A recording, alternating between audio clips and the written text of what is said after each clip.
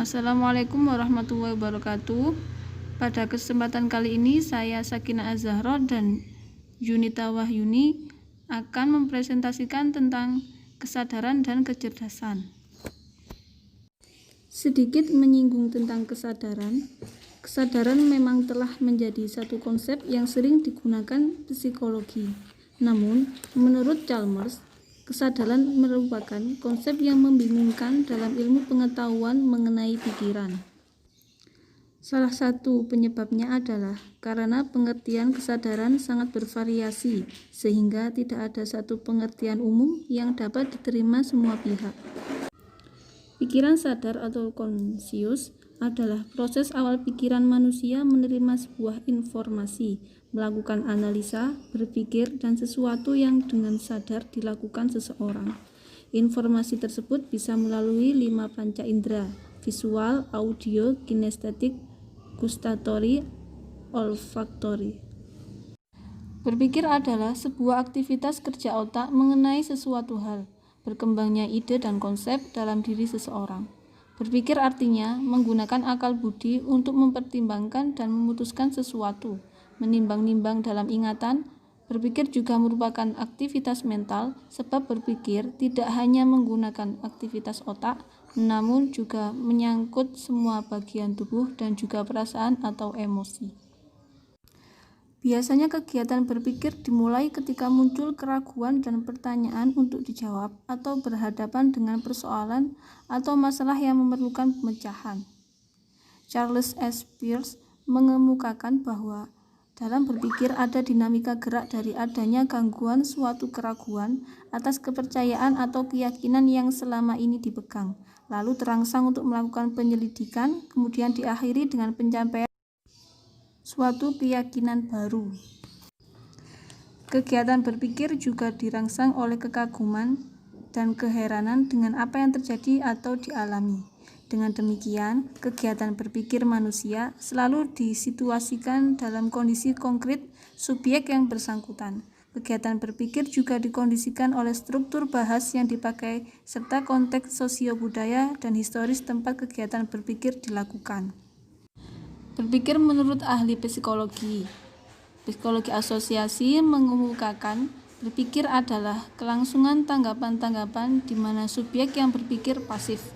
Menurut aliran behaviorisme berpendapat bahwa berpikir adalah gerakan-gerakan reaksi yang dilakukan oleh urat syaraf dan otot-otot bicara. Berpikir tidak lain adalah berbicara. Menurut psikologi Gestalt berpendapat bahwa proses berpikir seperti proses gejala-gejala psikis yang lain merupakan suatu kebutaan. Konsep berpikir. Dalam proses berpikir, tentunya setiap individu memakai beberapa simbol atau penggambaran. Konsep adalah konstruksi simbolik yang memberi gambaran ciri atau beberapa ciri secara umum mengenai sebuah objek atau kejadian. Misalnya, pengertian dari handphone di mana dalam pikiran akan memberi gambaran berupa alat komunikasi yang bisa dibawa kemana saja. Ada beberapa konsep berpikir, yaitu konsep sederhana, konsep kompleks, konsep konjungtif, konsep disjungtif, konsep relasional. Memperoleh konsep sendiri bisa dilakukan dengan cara sengaja ataupun tidak sengaja. Sengaja memiliki arti bisa dikatakan sebuah konsep ilmiah, yakni konsep yang didapat. Sedangkan tidak disengaja saat mendapatkan sebuah konsep mengacu pada pengalaman yang memberikan konsep namun sebenarnya tidak dibutuhkan. Akan tetapi tetap bisa memberikan gambaran nyata tergantung dari memori dalam psikologi seseorang. Proses berpikir atau jalannya berpikir itu pada pokoknya ada 3 langkah, yakni pembentukan pengertian, pembentukan pendapat, dan penarikan kesimpulan. Pembentukan pengertian atau lebih tepatnya disebut pengertian logis dibentuk melalui 3 tingkatan sebagai berikut. Yang pertama, menganalisis ciri-ciri dari sejumlah objek yang sejenis. Objek tersebut kita perhatikan unsur-unsurnya satu demi satu. Kita ambil manusia dari berbagai bangsa, lalu kita analisa ciri-ciri, misalnya manusia Indonesia. Ciri-cirinya makhluk hidup, berbudi, berkulit sawo matang, berambut hitam, dan untuk manusia Eropa, ciri-cirinya makhluk hidup, berbudi, berkulit putih, rambut pirang atau putih, bermata biru terbuka. Yang kedua, membanding-bandingkan ciri tersebut untuk diketemukan ciri-ciri mana yang sama, mana yang tidak sama, mana yang selalu ada dan mana yang tidak selalu ada, mana yang hakiki dan mana yang tidak hakiki. Yang ketiga, mengabstraksikan, yaitu menyisihkan, membuang ciri-ciri yang tidak hakiki, menangkap ciri-ciri yang hakiki. Pada contoh di atas, ciri-ciri yang hakiki itu ialah makhluk hidup yang berbudi. Tahapan proses berpikir selanjutnya yaitu pembentukan pendapat. Pembentukan pendapat yakni menggabungkan atau memisah beberapa pengertian menjadi suatu tanda yang khas dari masalah itu. Pendapat dibedakan menjadi 3 macam. Pendapat afirmatif atau positif, yaitu pendapat yang secara tegas menyatakan sesuatu. Misalnya, si Ani itu rajin, si Toto itu pandai, dan sebagainya. Pendapat yang kedua yaitu pendapat negatif. Pendapat yang secara tegas menerangkan tidak adanya sesuatu sifat pada sesuatu hal. Misalnya, si Ani tidak marah, si Toto tidak bodoh, dan sebagainya. Pendapat yang ketiga yaitu pendapat modalitas atau kebarangkalian, yaitu pendapat yang menerangkan kemungkinan-kemungkinan sesuatu sifat pada suatu hal. Misalnya, hari ini mungkin hujan, si Ali mungkin tidak datang, dan sebagainya. Langkah yang ketiga yakni penarikan kesimpulan atau keputusan, yaitu menggabungkan pendapat tersebut. Kesimpulan adalah hasil perbuatan akal untuk membentuk pendapat baru berdasarkan pendapat-pendapat yang telah ada. Ada 3 macam kesimpulan yakni 1. Kesimpulan dari pengalaman-pengalaman. Misalnya, kemarin paman duduk di kursi yang panjang, masjid di kota kami di sebelah alun-alun, dan sebagainya. Yang kedua, keputusan dari tanggapan-tanggapan. Misalnya, anjing kami menggigit seorang kusir, sepeda saya sudah tua, dan sebagainya. Yang ketiga, keputusan dari pengertian-pengertian. Misalnya, berdusta adalah tidak baik, bunga itu indah, dan sebagainya. Macam-macam penarikan kesimpulan yakni berpikir induktif, deduktif, dan analogis. Indikator berpikir kritis. Proses berpikir kritis, klarifikasi, indikatornya merumuskan permasalahan pokok. Assessment, indikator berpikirnya kemampuan memberikan alasan untuk menghasilkan kesimpulan yang benar. Inferensi, indikatornya menarik kesimpulan dengan jelas dan logis dari hasil penyelidikan.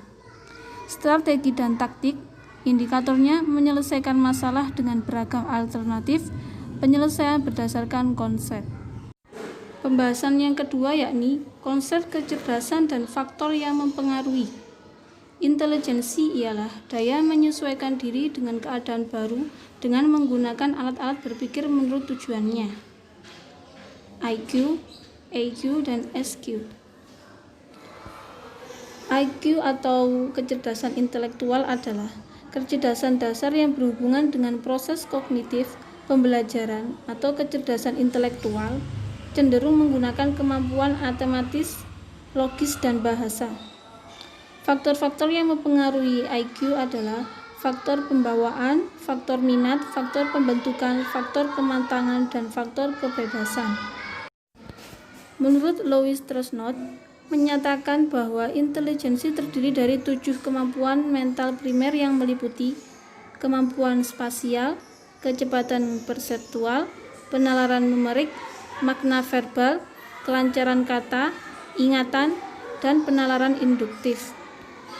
Selanjutnya yakni emotional quotient, sebuah kemampuan untuk mendengarkan bisikan emosi dan menjadikannya sebagai sumber informasi maha penting untuk memahami diri sendiri dan orang lain demi mencapai sebuah tujuan, yakni kesadaran diri, manajemen emosi, motivasi, empati, dan mengatur hubungan sosial.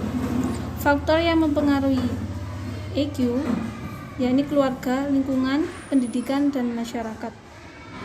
Dalam kecerdasan emosional setidaknya ada 5 komponen pokok yakni kesadaran diri, manajemen emosi, motivasi, empati, dan mengatur hubungan sosial. Kecerdasan emosional pertama kali digagas oleh Daniel Goleman. Ada 5 indikasi yang terdapat di dalam kecerdasan emosional, yaitu yang pertama, kemampuan mengenali emosi diri. Yang kedua, kemampuan mengelola emosi. Yang ketiga, kemampuan memotivasi diri. Keempat, kemampuan mengenali emosi orang lain. Dan yang kelima, kemampuan membina hubungan sosial. Selain indikasi di atas, Yasin menyebutkan bahwa kecerdasan emosi memiliki 5 ciri pokok, yaitu kendali diri, empati, pengaturan diri, motivasi, dan keterampilan sosial. Kecerdasan rohaniyah adalah kecerdasan yang menuntun diri kita, memungkinkan kita utuh. Kecerdasan spiritual berada pada bagian yang paling dalam dari diri kita, terkait dengan kebijaksanaan yang berada di atas ego. Faktor yang mempengaruhi SQ adalah keberhasilan seseorang dalam mengembangkan beberapa bagian dari dirinya sendiri. Lalu, pendidikan yang diberikan keluarga sejak kecil, lingkungan sekitar yang dapat memberikan pengaruh terhadap keadaan spiritual seseorang. Kondisi mental manusia. Kesadaran adalah rasa awas mengenai diri sendiri dan lingkungan sekitar. Kesadaran diri adalah kemampuan untuk mengenali perasaan dan mengapa seseorang merasakannya seperti itu dan pengaruh perilaku seseorang terhadap orang lain. Perubahan keadaan kesadaran seringkali dikaitkan dengan ritme biologis, fluktuasi periodik dalam fungsi fisiologis. Ritme-ritme ini biasanya sinkron dengan tanda-tanda eksternal, tetapi banyak juga yang bersifat endogen, yaitu dihasilkan dari dalam tubuh tanpa perlu adanya petunjuk waktu. Ketika seseorang tinggal dalam isolasi dari sebuah petunjuk mengenai waktu, mereka cenderung menjalani satu hari lebih lama dari 24 jam. Ritme sirkadian diatur oleh jam biologis dalam suprachiasmatic nucleus atau SCN yang ada di dalam hipotalamus. SCN mengatur dan pada gilirannya dipengaruhi oleh hormon melatonin yang sangat responsif terhadap perubahan cahaya dan kegelapan, yang jumlahnya meningkat selama jam-jam tanpa cahaya matahari. Seperti ketika rutinitas normal seseorang berubah, orang tersebut dapat mengalami desinkronisasi internal, di mana ritme sirkadian yang biasa saling bersinggungan satu dengan yang lain. Hasilnya adalah kelelahan, ketidakefisienan secara mental, dan meningkatnya risiko kecelakaan. Seperti berpergian dapat terasa amat melelahkan dan jet lag membuatnya semakin parah. Selama tidur, periode tidur rapid eye movement atau REM muncul silih berganti dengan tidur non-REM dalam ritme kira-kira 90 menit. Tidur non-REM dibagi menjadi 4 tahap berdasarkan pola gelombang otak yang muncul. Pada tidur REM, otak sangat aktif dan ada tanda munculnya rangsangan lainnya. Tapi kebanyakan otot tubuh menjadi tidak mampu digerakkan. Mimpi yang begitu jelas sering dilaporkan terjadi pada tidur REM ini. Beberapa orang pernah mengalami mimpi saat terbangun, yaitu situasi di mana orang terjaga dari tidur REM sebelum fase kelumpuhan benar-benar hilang dan mereka menganggap mimpi ini sebagai sesuatu yang nyata. Peningkatan ingatan karena tidur telah diasosiasikan paling dekat dengan tidur REM dan gelombang tidur yang perlahan, maupun dengan ingatan akan keterampilan tertentu yang spesifik. Tidur juga nampaknya meningkatkan diperolehnya pemahaman mendalam dan kemampuan memecahkan masalah.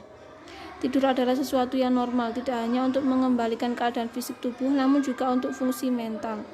Banyak orang mendapatkan jumlah tidur kurang dari semestinya. Beberapa penderita insomnia, sleep apnea, narkolepsi, atau gangguan perilaku REM. Tidur juga mungkin dibutuhkan untuk konsolidasi ingatan.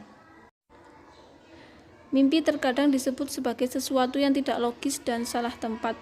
Beberapa orang mengatakan pernah mengalami lucid dream, di mana mereka tahu atau sadar bahwa mereka sedang bermimpi. Para peneliti tidak setuju mengenai apakah pergerakan mata pada tidur REM berhubungan dengan peristiwa atau tindakan tertentu dalam mimpi. Menurut teori psikoanalisis mengenai mimpi, mimpi memungkinkan seseorang memenuhi keinginan dan hasrat yang terlarang atau tidak realistis yang dipaksakan masuk ke dalam bagian ketidaksadaran di dalam pikiran. Menurut Freud, dalam mimpi segala pikiran dan objek tampil dalam bentuk simbolis. Pendekatan yang berfokus pada masalah terhadap mimpi mengatakan bahwa mimpi menyatakan tema utama yang menjadi kepedulian kita saat ini. Mimpi bahkan dapat membantu kita mengatasi masalah dan menghadapi isu emosional, terutama pada saat-saat krisis. Temuan mengenai mimpi dari orang-orang yang bercerai mendukung pandangan ini. Gambar-gambar dari jurnal mimpi ini menunjukkan bahwa gambar dalam mimpi dapat terlihat sangat abstrak ataupun harfiah. Apapun itu, mimpi dapat mencerminkan kecemasan, masalah, dan minat seseorang. Dua gambar yang terlihat sangat menarik di atas mewakili mimpi dari orang yang bekerja sepanjang hari dengan jaringan otak yang cukup terlihat dalam gambar tersebut. Pendekatan kognitif terhadap mimpi mengatakan bahwa mimpi merupakan modifikasi dari aktivitas kognitif yang terjadi selama kita terjaga. Perbedaannya adalah saat kita tidur, kita terputus dari input sensorik dari dunia luar dan pergerakan tubuh, sehingga pikiran kita cenderung menjadi lebih terpencar dan tidak fokus. Penjelasan ini didukung oleh penelitian mengenai isi mimpi dan perubahan dalam mimpi anak-anak seiring dengan kematangan mereka secara kognitif. Teori mimpi aktivasi sintesis mengatakan bahwa mimpi terjadi ketika korteks mencoba membuat interpretasi atau makna yang berarti dari pelepasan saraf spontan yang diawali di pons. Sintesis yang dihasilkan dari sinyal ini dengan ingatan maupun pengetahuan yang telah kita miliki tampil dalam bentuk mimpi. Dalam pandangan ini, mimpi tidak menutupi keinginan yang tidak disadari, tapi dapat menunjukkan persepsi, konflik-konflik, dan kecemasan seseorang. Perbandingan 4 teori mimpi. Menurut teori psikoanalisis, tujuan mimpi mengekspresikan keinginan, pikiran, dan konflik yang tak disadari. Kelemahannya, interpretasi seringkali terlalu jauh. Tidak ada cara yang dapat diandalkan untuk menginterpretasikan makna terpendam. Menurut teori berfokus pada masalah, mengekspresikan kecemasan yang sedang dirasakan pada kehidupan terjaga dan atau mengatasi masalah atau kecemasan saat ini. Kelemahannya, beberapa ahli teori merasa skeptis akan kemampuan mengatasi masalah saat tidur. Teori kognitif sama seperti kehidupan di saat kita terjaga untuk mengekspresikan kecemasan dan minat. Kelemahannya, beberapa pernyataan spesifik masih harus dibuktikan. Teori aktivasi sintesis. Tujuan mimpi tidak ada mimpi terjadi karena sinyal acak dari batang otak. Meskipun interpretasi dari korteks terhadap sinyal-sinyal ini dapat merefleksikan kecemasan ataupun konflik. Kelemahannya, tidak menjelaskan mimpi yang logis berupa cerita atau mimpi non-REM. Pembahasan selanjutnya tentang hipnosis. Hipnosis adalah sebuah prosedur di mana seseorang praktisi mensugestikan perubahan sensasi, persepsi, pikiran, perasaan, atau perilaku subjek dan subjek tersebut mencoba mengikuti sugesti tersebut. Walau hipnosis telah digunakan dengan sukses untuk tujuan psikologis dan medis, hipnosis tidak menghasilkan kemampuan khusus pada diri seseorang. Hipnosis terkadang dapat meningkatkan ingatan tentang fakta mengenai kejadian nyata, tapi juga menghasilkan kebingungan antara fakta dengan khayalan yang tampak secara nyata. Untuk itu, penjelasan yang dihasilkan melalui hipnosis seringkali penuh dengan kesalahan dan pseudomemori. Sebuah penjelasan mengenai hipnosis dan manfaatnya menyangkut terjadinya disosiasi, yaitu terpisahnya kesadaran. Dalam satu versi pendekatan ini, kesadaran terpisah antara bagian yang sedang dihipnotis dengan sebuah bagian berperan sebagai pengamat tersembunyi yang tidak terlibat dalam hipnosis. Dalam versi lainnya, bagian yang terpisah adalah antara sistem eksekutif kontrol dalam otak dengan bagian lainnya yang bertanggung jawab atas aktivitas berpikir dan berperilaku. Teori disosiasi sejalan dengan pemahaman terkini tentang otak. Selanjutnya, meditasi dan zikir. Islam sebagai agama rahmatan lil alamin menawarkan suatu konsep dikembangkannya nilai-nilai ilahiyah dalam batin seseorang. Zikir dapat dipandang sebagai malja, tempat berlindung di tengah badai kehidupan modern. Disinilah misi Islam untuk menyejukkan hati manusia. Zikir fungsional akan mendatangkan manfaat, antara lain mendatangkan kebahagiaan, menenteramkan jiwa, obat penyakit hati, dan sebagainya. Kemudian penggunaan obat. Dalam sebuah budaya, masyarakat menemukan cara untuk menghasilkan keadaan kesadaran yang berubah. Contohnya, obat-obat psikoaktif mengubah kognisi dan emosi dengan mempengaruhi neurotransmitter dalam otak.